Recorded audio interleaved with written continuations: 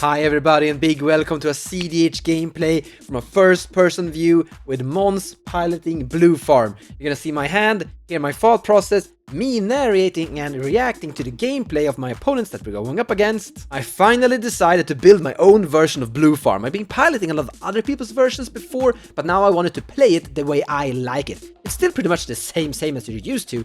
Turbo Adnos, Unload Breach, Demir Consult Fastest, you know the stuff. Link in the description as always. Let's start the batch. Alright, here we go. We are going second. That's pretty good. We're going up again. Jeska Tries and Tymna, that's Mardu. Cool stuff. We have a Marchesa, the Black Rose. That's kind of cool. And Venoda joined our forces. That's interesting. I'm going to be playing BlueFarm versus Venoda. That is perfect. That is the exact experience I want to achieve here, actually. Alright, looking at our hand, we have a Mystic Remora turn 1. That's probably pretty good. Hope this is going to work out. It's a little bit all in the Mystic, but we also have an Adnos. If this can climb there, we should get a win here. Hungusar plays a Mana Crypt, and then he plays a Fellwar Stone. On my turn, I'm doing Morphic Pool Fish, and then passing. So I'm hoping I'm gonna get some cards here so we can develop towards something. The ranged Kiwi also plays a fish, giving me a card draw. And I guess that's the kind of game we're going into here. It's not a great fish game, because probably the ranged Kiwi and me are just gonna sit here and pay for fish. And Blueberry Prince, the Venoda player, is probably just gonna be casting creatures. So we could literally... Oh, never mind. Here's a Mana Vault. We get a card draw. I guess this is going to be a turn 2 Venoda or something of the sort. I'm really happy to see a Mana Vault from him. This is going to help my plan a little bit for the fish. He shocks into play a Godless Shrine. And he plays a Ragavan. And then he plays a Magda and passes the turn to me. On my turn, it's not that exciting. We're paying for fish and we're playing the Windswept Heath and then passing. We have 7 cards in our hand and we have some interaction. We could crack the fetch land to get that mana for Pyroblast. But I'm hoping we're still going to draw some cards here because we need more mana. That's perfect. Nulrod. And we're drawing to Fastest Oracle. I think the Nulrod here is amazing. It's shutting down everyone that we kind of want to shut down, except me. Normally I'm really affected by a Nulrod, but in this scenario I'm not that affected at all. I just need like one more land from one of these guys, and I could cast Tymna and start getting somewhere here. Because how this game is turning out, I don't think sitting and paying for fish is gonna get me places. Hungusar is attacking with his both creatures at Kiwi, gaining 2 treasures. Now he can't use them for mana, but he could sacrifice them for Magda. And he gets a Necropotence from the Ragavan. In the end step, we're sacrificing the land for Howlfire. Then on my turn, we're casting Tymna, and then we're passing. We're also discarding Windfall because we have a hand of 7. And we could be the one that is actually accumulating more value compared to everyone else here. Hopefully getting some card draw with Tymna to get somewhere. The ranged Kiwi is casting Jeska's will target me, given 7 red mana. He doesn't have a commander, so he doesn't get to flip 3 cards from his library. But 7 red is still 7 red. And he plays a Goblin Bombardment. Maybe I should have kept my fish. But I guess if I would have had the fish, he wouldn't have done this. And then he plays Murder's Red Cap, which is going to enter dealing 2 damage. And he kills my team. So that kind of backfired. I really needed that Tymna, I think. And Venoda is playing a Rule of Law. We're sadly in top decking mode, kinda. But on the other hand, everyone else is suffering too, so it should be fine. Hungusar is going to combat. Now I'm being hit by Ragavan, flipping the top card of my library, actually revealing a Ragavan.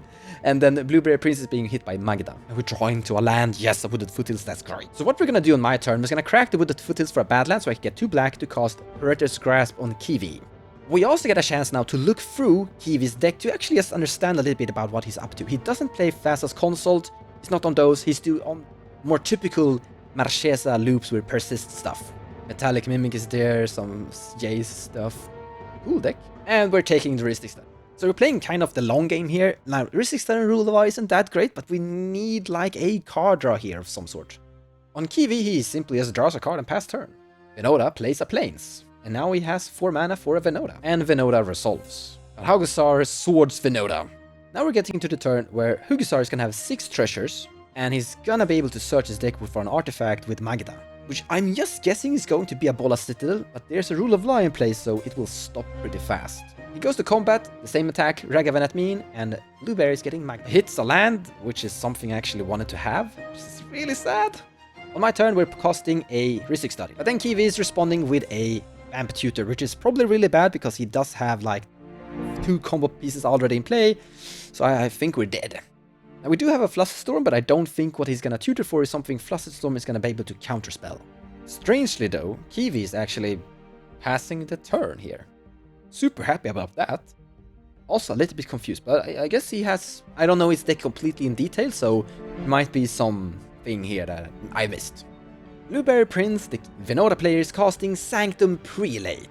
But in response, Kiwi is sacrificing Murderous Redcap with his Goblin Bombardment. The Kiwi is trying to actually win here, casting a spell that means that whenever a creature comes into play this turn, he is going to come into play with a +1/+1 counter on it. However, that's a sorcery. That was instant. After that, we will do the Flusterstorm. So we don't lose. Murderous Redcap comes back into play, he will kill the Ragavan. Now, Hugusar could have sacrificed 5 Terces to Magda to find an artifact, or, well, dragon. He didn't want to though. I did ask. And Sanctum Prelate puts the CMC number of 2 on it, so no CMC 2 stuff that isn't a creature can be casted during this game. We draw into a Talisman of Creativity, Talisman which we can't cast because it's CMC 2 here. It's a very strange situation. I actually don't have much to do here. I mean, we can't cast the Talisman, that's kind of what I want to do here. I could cast the Brainstorm, but I'd rather cast the Brainstorm in somewhere else during the game here. So we end up just passing the turn here. And so does Kiwi. If we could just get Tymna in here, it would be an amazing game for me. Venota is sending the Sanctum Prelate 2 damage at Kiwi.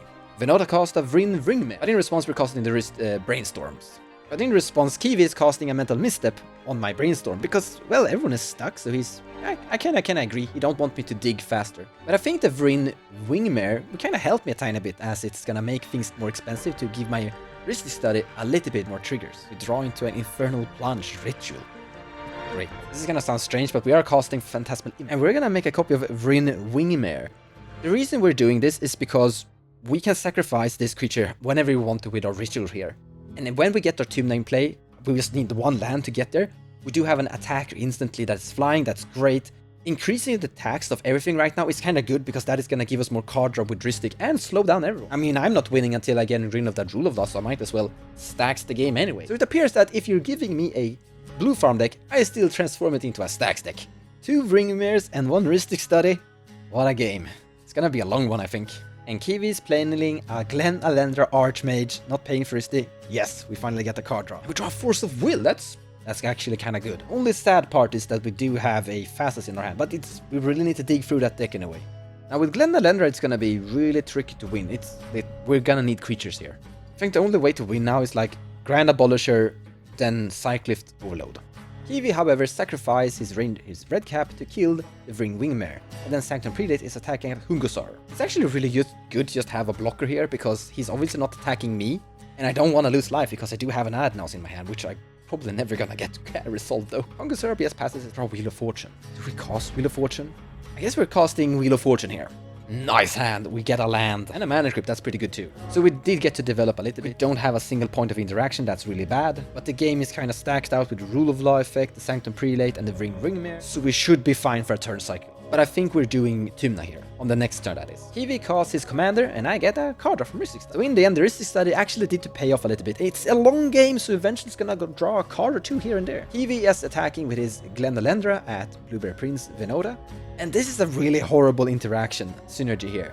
With Glen Alendra and Marchesa, he can literally counterspell a thing close to every single turn cycle. That's really good. Dealing with this is gonna be hard. Venota is casting Mother of Runes. He's attacking with most of his stuff straight at Hungusar. Hungusar is casting Tymna, giving me a card draw, that's great, and passing my turn we're paying 5 mana and casting Tymna, putting a Skull-Intarn into play.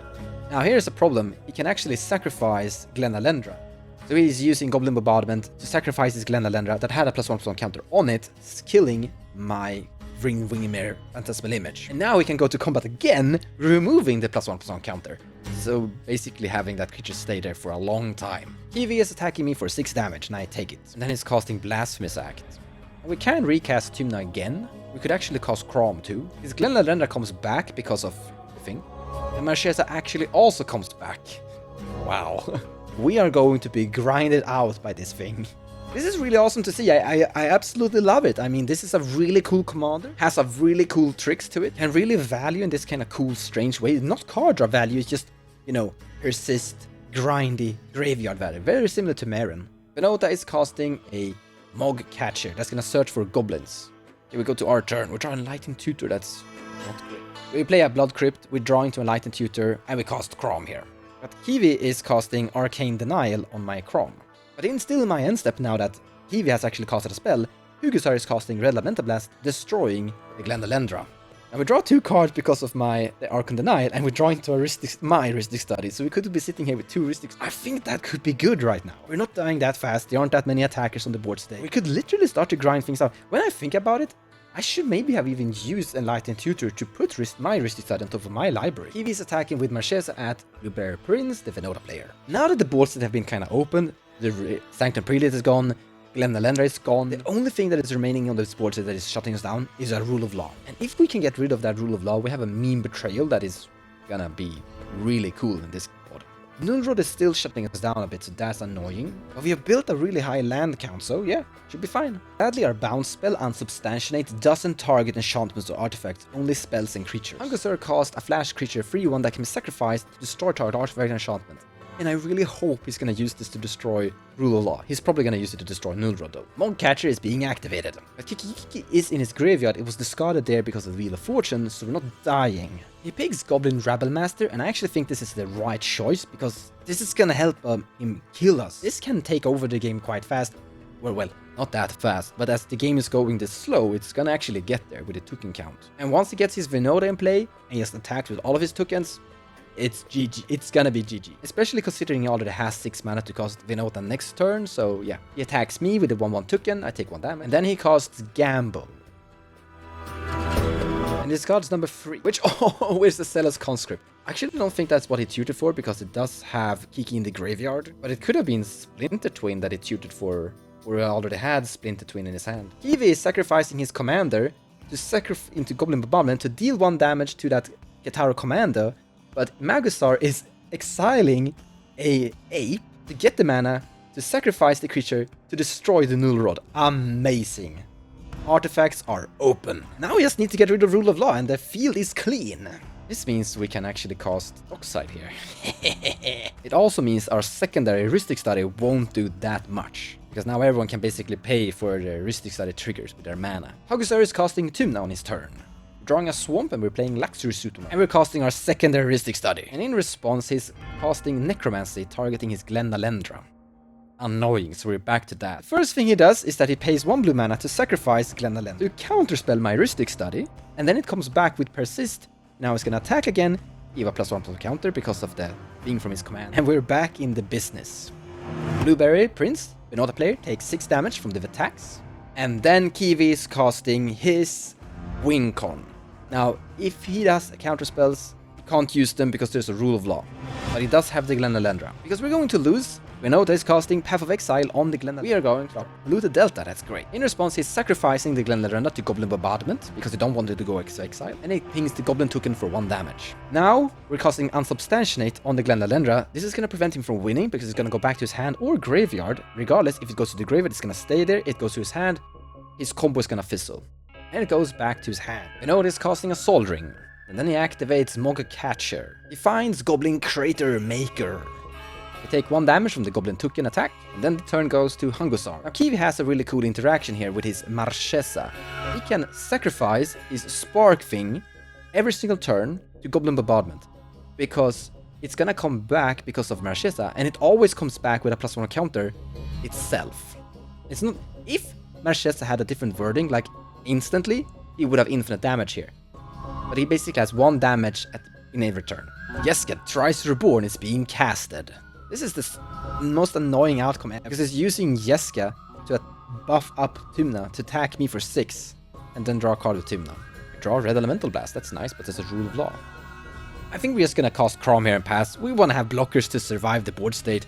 If we're casting Tymna and we're getting attacked by a token, he can actually kill my Tymna with his pinger over and over. Kraum isn't drawing a single card, but we're in for the longer game here. Kiwi plays a card that draws 2 cards. And we draw into a Wishclaw Talisman because of Heuristic Study trigger. And he regains his creatures. And he will copy the Liliana to draw 2 more cards. I think the card we're gonna search out. But before he's going to combat, I actually want to destroy his commander, so this shenanigan of attacking and buffing things stop. Oh, Kiwi is playing River Kelp. It draws cards whenever he plays a card from a graveyard, or whenever a creature enters from the graveyard into play, which is gonna do now. Spark Double is going to copy River Kelpie. This is going infinite, because the Spark Double gains Persist from the River Kelpie, sacrificing going to the graveyard.